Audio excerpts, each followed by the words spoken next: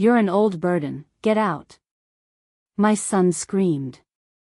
I left quietly, then sent an eviction notice for his mansion.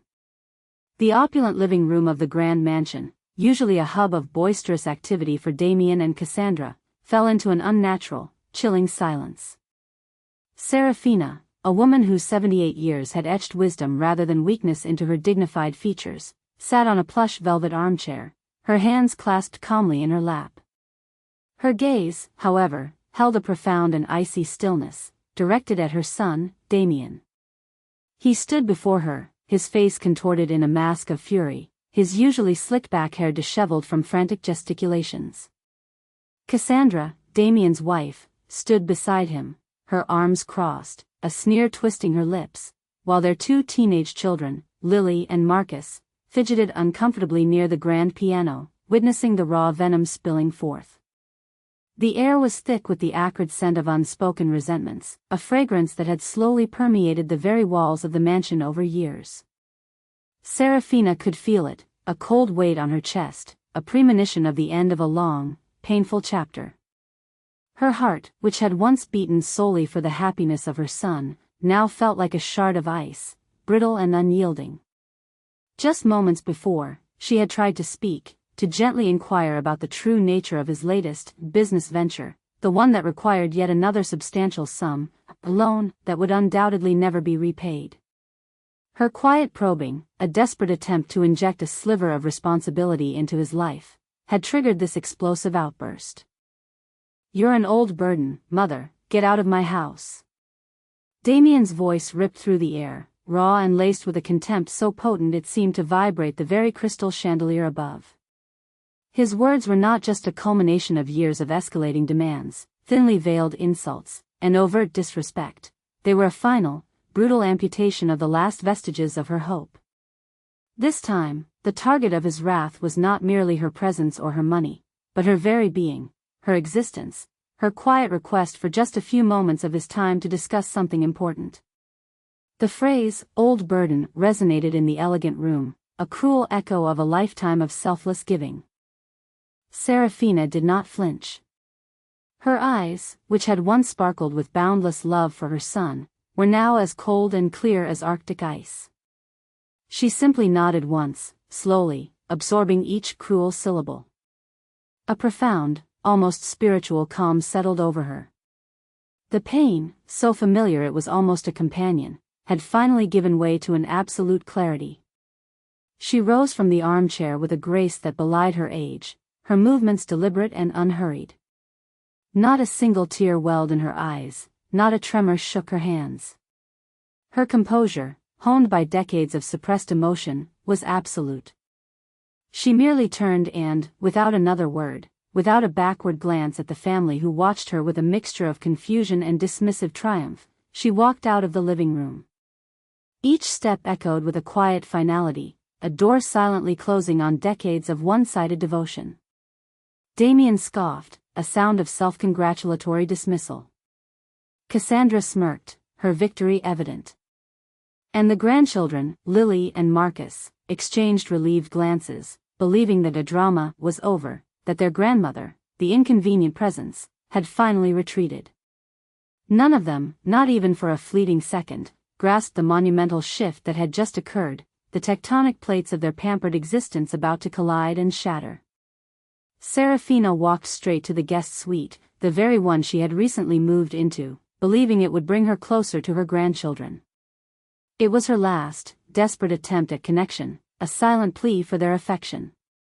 Now, it felt like a cage. She packed a single, small suitcase, called a car service, and left the mansion, not knowing, but instinctively feeling, that she would never set foot in it again under the old terms. The vastness of the house, once a symbol of family, now felt like an empty monument to her misguided generosity. The next morning, as the sun peeked over the horizon, casting a golden glow over a world that was, for Serafina, about to be irrevocably reshaped, she was already awake.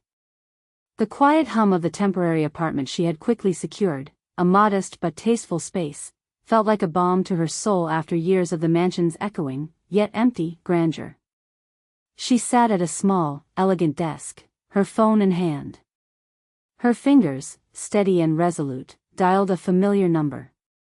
On the other end, her longtime attorney, Mr. Harrison, answered with his usual professional cordiality, his voice a comforting anchor in the swirling current of her thoughts. Serafina's voice, calm and devoid of emotion, delivered a request that would send shockwaves through the lives of her son and his family. "Mr. Harrison," she began, her tone perfectly even, "I need you to prepare an immediate eviction notice for the property located at 14 Willow Creek Lane." She paused, allowing the weight of the address to settle. "And while you're at it, I need you to initiate a comprehensive review of all my financial arrangements concerning my son, Damien, and his wife, Cassandra. I want all direct debits cancelled, all powers of attorney revoked, and all future financial support severed, effective immediately. Every single one." Her voice held no trace of anger, only the chilling conviction of a woman who had finally, decisively, reached her limit. The game, she knew, was finally over. A profound sense of liberation, unfamiliar yet deeply satisfying, began to unfurl within her. The path that had led Serafina to this stark, life-altering decision was paved with decades of unrequited love and unchecked generosity. Her immense wealth was not inherited from a lifetime of her own toil, but rather a legacy left by her beloved late husband, Arthur. Arthur, a man of quiet integrity and formidable business acumen, had built an empire from the ground up, a sprawling real estate portfolio that stretched across continents. He had seen wealth not as an end in itself, but as a tool for security, for creating opportunities, and for quiet philanthropy. He had often spoken to Serafina about the importance of instilling values of hard work and self-reliance in their son. "Money can be a great servant, my dear," he would say, stroking her hand, "but a terrible master. And it can spoil a child beyond repair if not handled with wisdom." Serafina had listened, but in her deep love for Damien, she had perhaps overlooked the subtle warnings. Arthur's passing when Damien was just a young man had left Serafina not only a widow but also the sole guardian of an extensive portfolio of properties, businesses, and investments that ensured a life of unparalleled luxury. Yet, for Serafina, true luxury was never about material possessions. It was about the warmth of family, the genuine affection and respect that money could never buy. From the moment Damien was born, he had been the apple of her eye, her sole focus after Arthur's passing.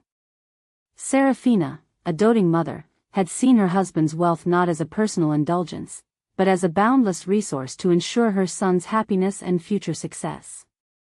She had, in essence, spent decades financially underwriting Damien's every whim, every ambition, every extravagant lifestyle choice.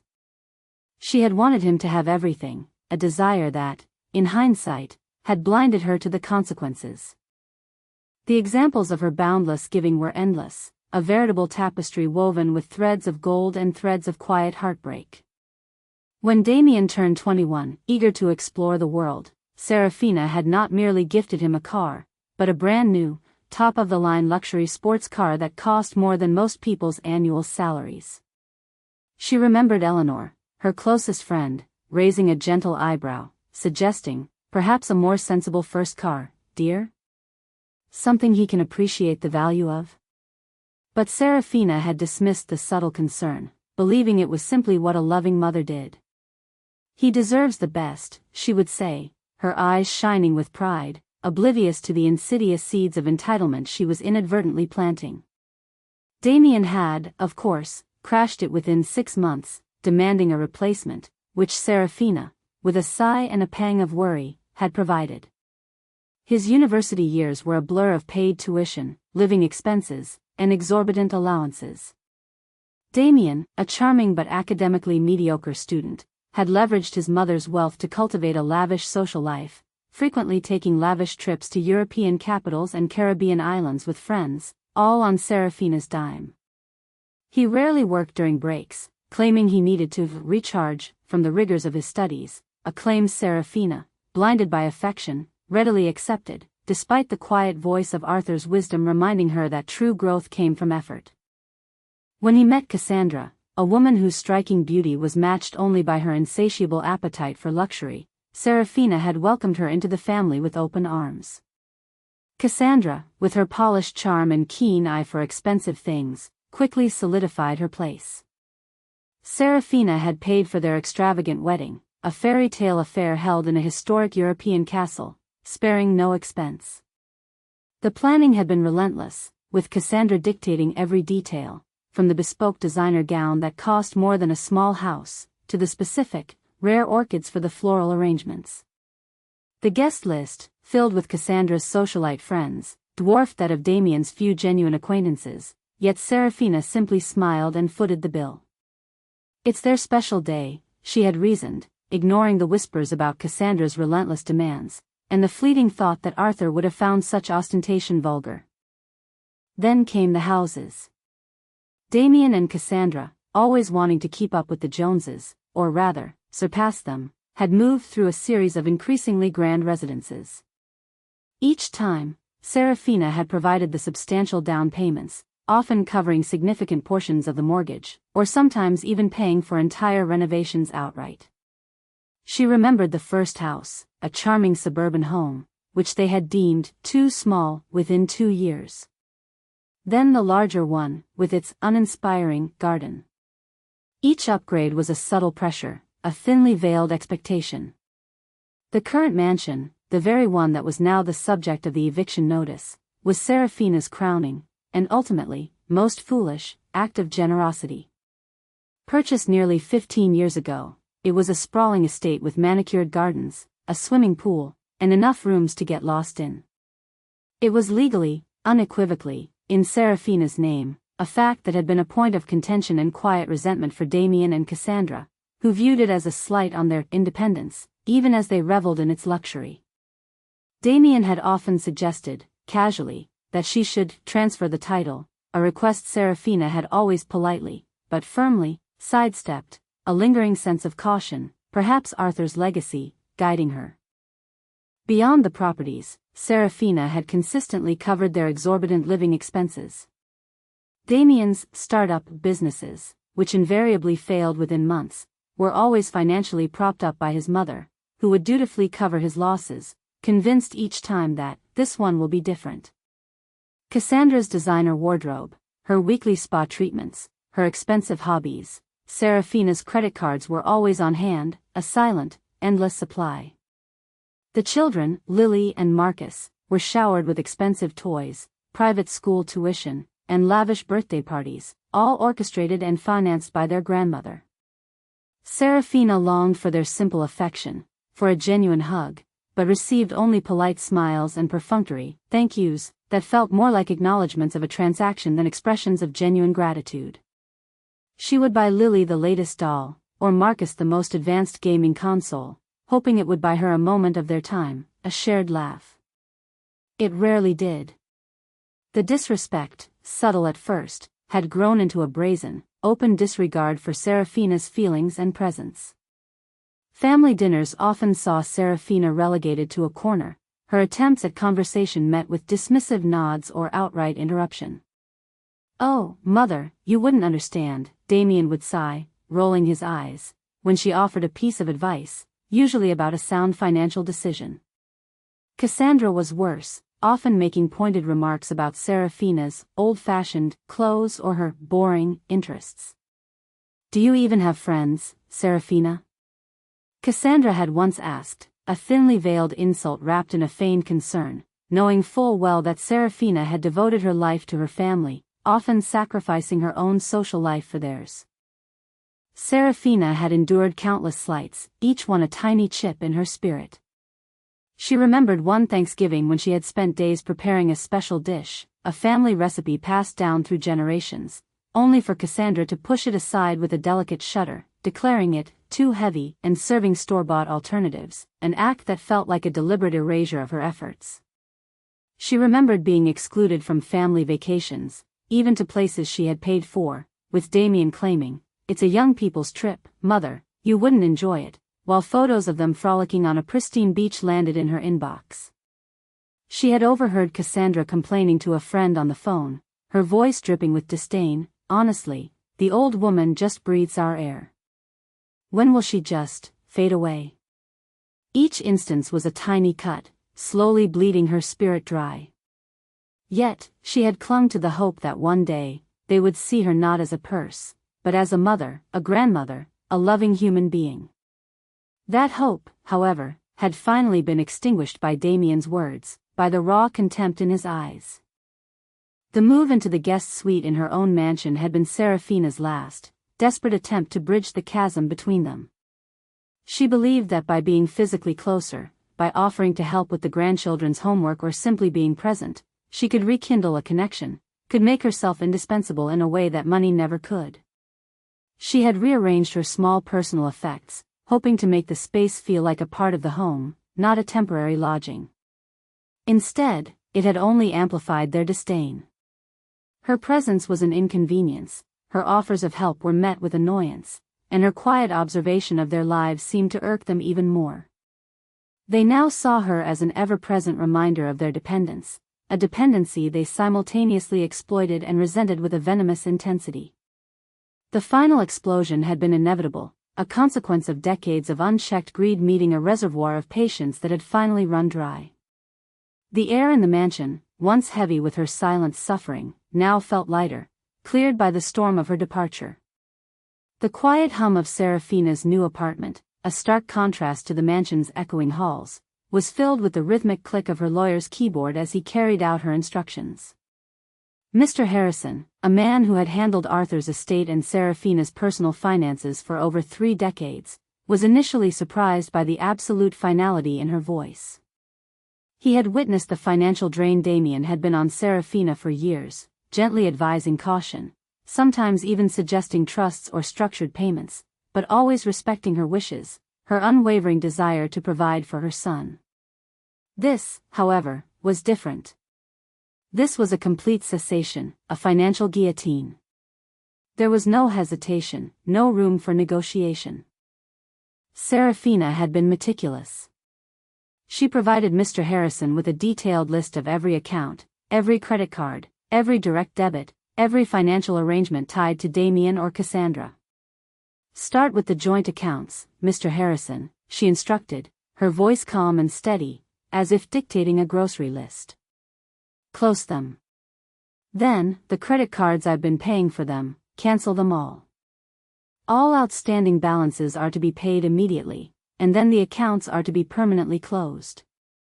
She outlined the revocation of any powers of attorney, the cancellation of the substantial monthly allowance she had been directly depositing into Damien's account, and the immediate termination of payments for the mansion's utilities, property taxes, household staff, and even the family's health insurance.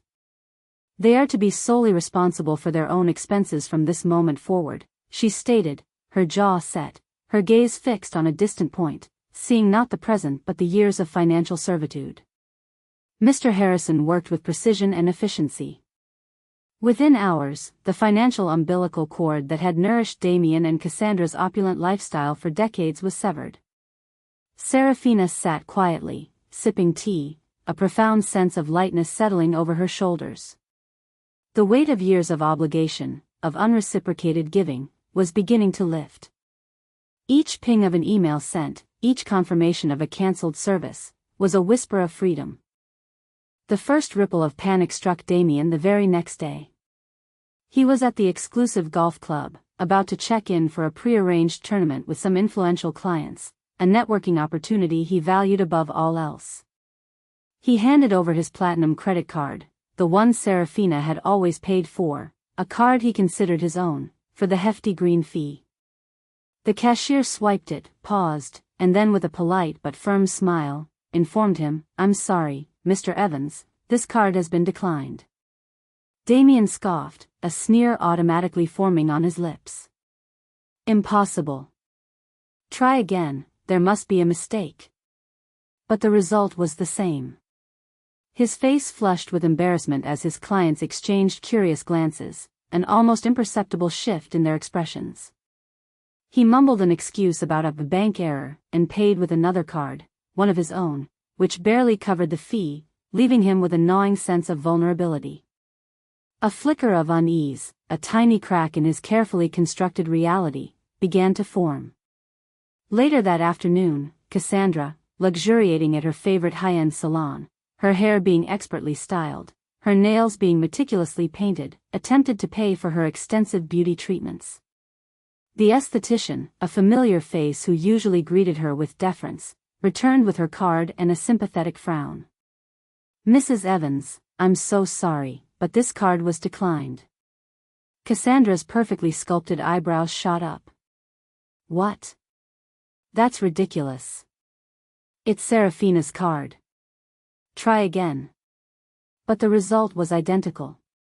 Humiliation burned in Cassandra's cheeks as she frantically searched her purse for another card, only to find one with a meager limit, barely enough to cover a fraction of her usual indulgence. She had to cut her appointment short, leaving without her full treatment, her usual calm demeanor replaced by simmering fury and a rising sense of dread. The small panics began to escalate with terrifying speed. The internet in the mansion suddenly cut off, disrupting Lily's online gaming and Marcus's streaming. Lily's expensive music lessons, vital for her college applications, were cancelled due to unpaid fees. Marcus's new designer sneakers, ordered online and promised to him, were never delivered. The household staff, from the cleaner to the gardener, the personal chef to the chauffeur, began calling, politely inquiring about overdue payments, their voices tinged with growing concern. Damien and Cassandra, initially dismissive, blaming clerical errors or bank glitches, soon found themselves facing a deluge of unpaid bills and disconnected services. Their other, personal credit cards, already stretched thin to cover their own occasional indulgences, were quickly maxed out. They tried to call Serafina, but her phone went straight to voicemail, her deliberate silence a new, terrifying weapon. Frantic calls to their bank yielded only vague responses about account closures and revoked permissions by the primary account holder. The truth, cold and unyielding, began to dawn on them, a sickening realization that turned their lavish world on its head. Serafina, their automated teller machine, their limitless financial fountain, had finally run dry. And she had done it with a quiet, devastating efficiency that left them scrambling, their lives of unbridled luxury teetering precariously on the brink of collapse. The mansion, once a sanctuary of their privilege, now felt like a gilded cage, its opulence mocking their sudden destitution. The storm broke in full force on a Tuesday afternoon. Damien and Cassandra, their faces pale with a mixture of rage and terror, burst through the door of Serafina's new, modest, yet tastefully furnished apartment. They hadn't called, hadn't asked permission, their ingrained sense of entitlement still overriding any shred of decorum. Serafina sat calmly on a small sofa, a book open in her lap, a cup of herbal tea steaming beside her. She looked up, her expression unreadable, as they loomed over her, their shadows falling across her. "Mother, what in God's name have you done?" Damien thundered, his voice raw with disbelief, his eyes wide with a terror Serafina had never seen there before. "All our cards are declined. The staff hasn't been paid. Our utilities are being cut off. What is this madness? Are you trying to destroy us?" Cassandra, usually composed and calculating, was trembling with fury, her carefully constructed facade crumbling. "This is outrageous, Serafina. Are you trying to ruin us? Do you even care about your grandchildren? Lily can't go to her music lessons. Marcus's school fees haven't been paid." Her voice escalated into a desperate wail, a performance honed by years of manipulating Serafina, but this time, it lacked its usual conviction. "You always said you'd take care of us. This is your family." Serafina slowly closed her book, placing it precisely on the side table, her movements deliberate, almost ceremonial. Her gaze, steady and unwavering, met Damien's, then Cassandra's. "I have done nothing, Damien," she began, her voice quiet but carrying an unnerving steel. "That I haven't done for decades. I have merely stopped doing. I have stopped paying." Damien scoffed, a desperate, nervous sound. "Stop doing what? Supporting your own son? Your grandchildren? We're talking about the house, Mother. The eviction notice? Are you completely mad? You can't just throw us out of our home. The word "our" was spat with a sense of furious ownership. A faint, almost imperceptible smile touched Serafina's lips, a ghost of a smile born of bitter irony. Your home, Damien? Is that what you call it? A home I purchased. A home that has always been, legally, unequivocally, in my name. A home I paid for the maintenance of, the staff, the utilities, the taxes, for 15 years. You haven't paid a penny towards it, have you? Not a single utility bill, not a property tax, not a gardener's fee. Her voice was devoid of accusation, simply stating facts, each one a nail in the coffin of their delusion. That's different. Cassandra shrieked, tears now streaming down her face, a performance designed to elicit sympathy, but Serafina's heart remained unmoved. That's what mothers do. You're wealthy. You have more money than you could ever spend. Why are you doing this to us? To your family? Serafina's gaze shifted to Cassandra, her eyes holding a depth of sorrow and a newfound resolve. Family, she echoed softly, the word tasting bitter on her tongue. Is that what we are? Is family defined by an open wallet? By endless demands for more, without a single thought for the hand that feeds you? Her voice remained calm, almost conversational, yet each word was a hammer blow, dismantling their carefully constructed narrative of entitlement. Do you remember, Cassandra, last Thanksgiving? I spent days preparing a traditional family dish, a recipe passed down from my own mother, only for you to declare it too heavy and ignore it completely. Do you remember when I offered to help Lily with her history project, and you told me, "Oh, Mother, your methods are so outdated, she needs modern help," effectively dismissing my presence, my experience? Cassandra tried to interrupt, a desperate gasp for air, but Serafina, for the first time in her life, did not allow it. Her voice, though quiet, cut through Cassandra's attempted protest. And you, Damien. Do you remember when I spent weeks in the hospital after my fall last year? The one that required surgery? You visited once, for 15 minutes, to ask if I had signed the papers for that new business venture of yours, barely even asking about my recovery. Do you remember when I overheard you telling your friends that I was just an old burden, someone you had to manage, a nuisance in your perfect life? Her eyes pierced his, and for the first time, Damien visibly flinched, his bravado dissolving under the weight of his own words. The memory of his contempt, the very words that had sealed his fate, now echoed in the quiet room, a chilling testament to his cruelty. You screamed at me, Damien, in front of your children, in the house I own, that I was an old burden and to get out of your house. And I did. I left quietly. And I have now ensured that you will indeed be out of my house, permanently. This isn't a game. This isn't a threat. This is a consequence. A consequence of decades of ingratitude, of disrespect, of treating me as nothing more than a source of funds. Damien, regaining some composure, tried a different tactic, his voice laced with a desperate plea. But Mother, we're your blood. We're all you have. What about the grandchildren? Do you want to see them on the streets? Destitute? This was his last, desperate effort at emotional blackmail, a plea to the lingering threads of her maternal love. My grandchildren, Serafina replied, her voice tinged with a deep sadness that belied her unwavering resolve. They are being raised to believe that everything can be bought, that effort is unnecessary, and that respect is optional. Is that the legacy I wish to leave? No. They will learn, as you both will, that actions have consequences. They will learn that self-reliance is not a punishment, but a necessity, a path to true independence and self-worth. She paused, her gaze sweeping over their panicked faces, seeing not her beloved son and daughter-in-law, but two strangers consumed by greed. My decision is final. The eviction notice stands.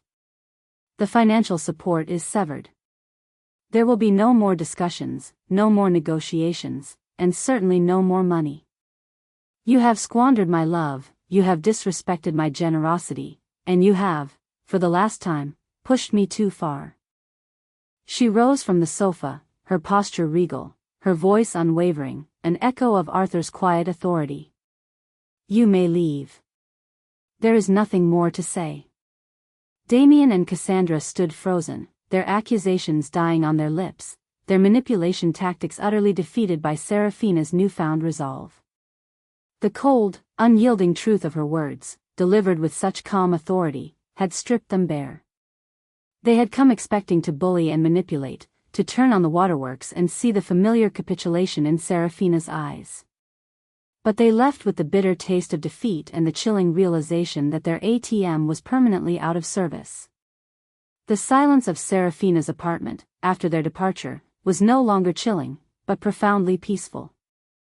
Damien and Cassandra stumbled out of Seraphina's apartment, their faces ashen, the grand illusion of their lives shattered into a million pieces.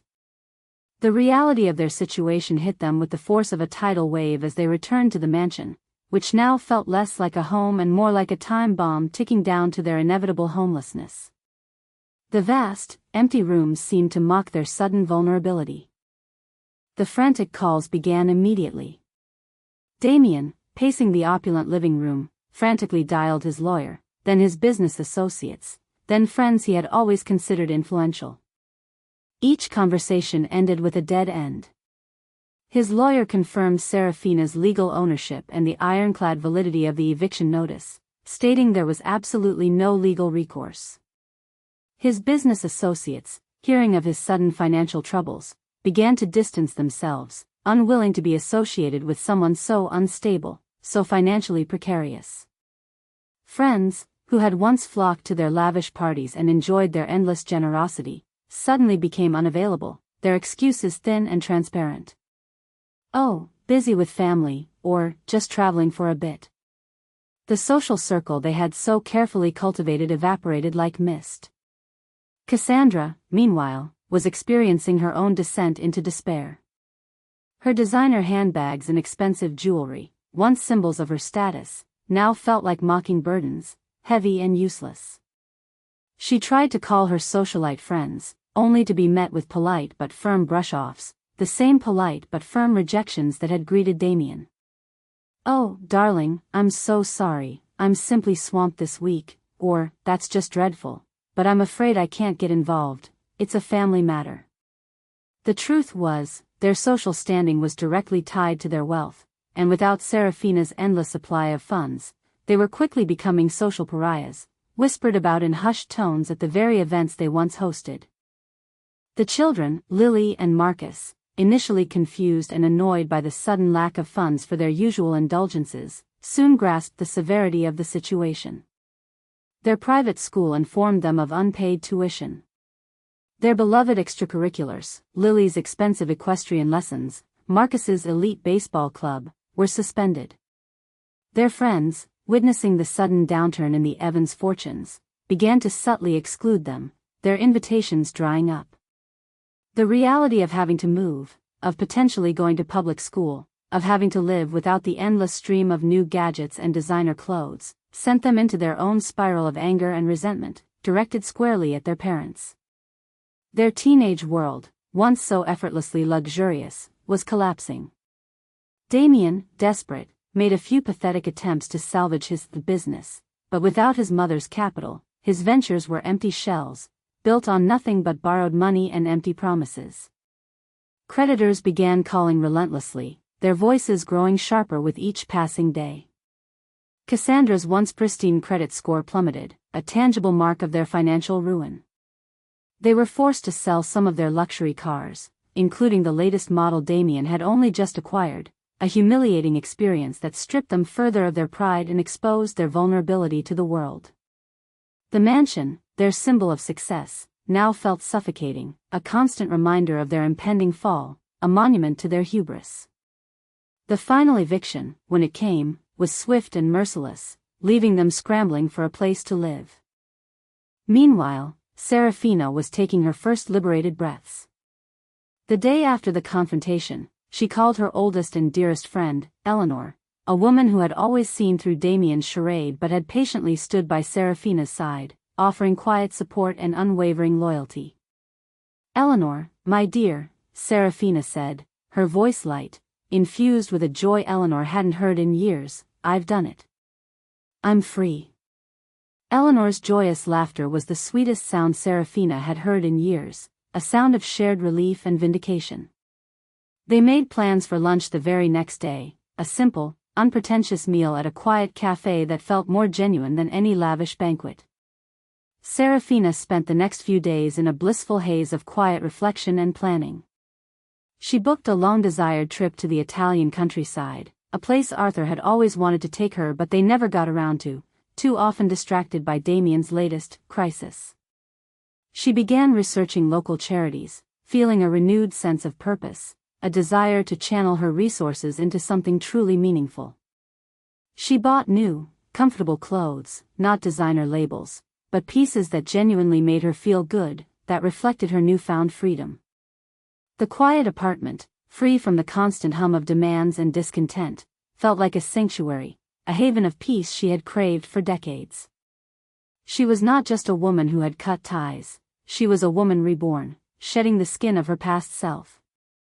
Months flowed into a year, then another, and the contrast between Serafina's life and that of Damien and Cassandra became starkly evident.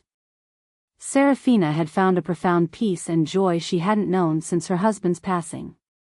She had purchased a beautiful, smaller home with a vibrant garden, a place where she could truly relax and cultivate her long-neglected passion for painting, her canvases once again filled with vivid colors and heartfelt expressions. Her days were filled with purpose. She volunteered at a local animal shelter, her gentle hands soothing frightened creatures, finding a deep satisfaction in unconditional love and simple, genuine connections. She joined a book club, renewed old friendships, and made new ones, discovering a vibrant community of people who valued her for her wit, her wisdom, and her genuine kindness, not her bank account. Her trip to Italy had been transformative, allowing her to rediscover the simple pleasures of life, free from the constant shadow of familial obligation. She traveled frequently now, exploring new cultures, her heart light and unburdened, experiencing the world not as a fleeting indulgence but as a treasure trove of learning and connection. Serafina spent her money on experiences, on learning, on giving back to the community, and on enjoying the quiet luxury of her own company. She was truly, wonderfully, free. Damien and Cassandra, however, had been forced to confront the harsh realities of a life without their benefactor. After being evicted from the mansion, they had to move into a modest rental house in a less desirable neighborhood, a stark decline from their former grandeur. Damien, unable to sustain his previous business ventures, had been forced to take a grueling, low-paying sales job, a stark contrast to his former life of leisure, where he had merely dabbled in superficial projects. He grumbled constantly about the long hours and the meager pay, struggling to adjust to a world where his name and connections no longer opened doors, where he had to earn every penny. Cassandra, too, had to find work, taking a part-time position at a retail store, her designer clothes replaced by a uniform, her manicured nails chipped from handling merchandise. Their social circle had entirely evaporated, replaced by the grim reality of budgeting, bill payments, and the quiet despair of their lost status. The children, Lily and Marcus, after a difficult transition to public school, were slowly learning the value of hard work and self-reliance, forced to take part-time jobs and manage their own expenses for the first time in their lives. The bitterness and resentment lingered, a shadow over their new existence, but the sheer necessity of survival had forced them to adapt, to grow up in ways they never had before. A glimmer of understanding, however faint, began to dawn on them regarding the true cost of their previous lifestyle. Serafina often reflected on the profound lessons she had learned. True love and genuine respect cannot be bought with money. They are earned through mutual understanding, empathy, and appreciation.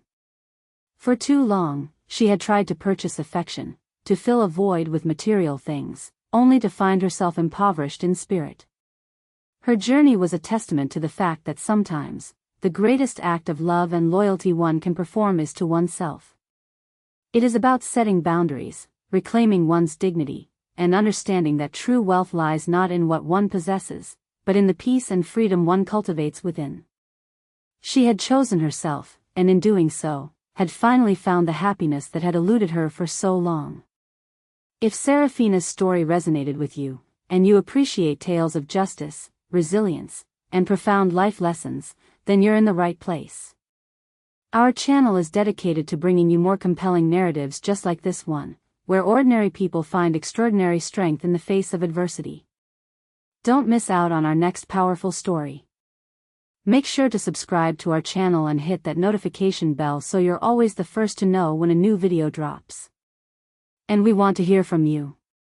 Have you ever encountered such a profound act of ingratitude in your own life? Or perhaps you've had to make a tough decision to reclaim your own peace and dignity? Share your thoughts and experiences in the comments section below. We read every single one.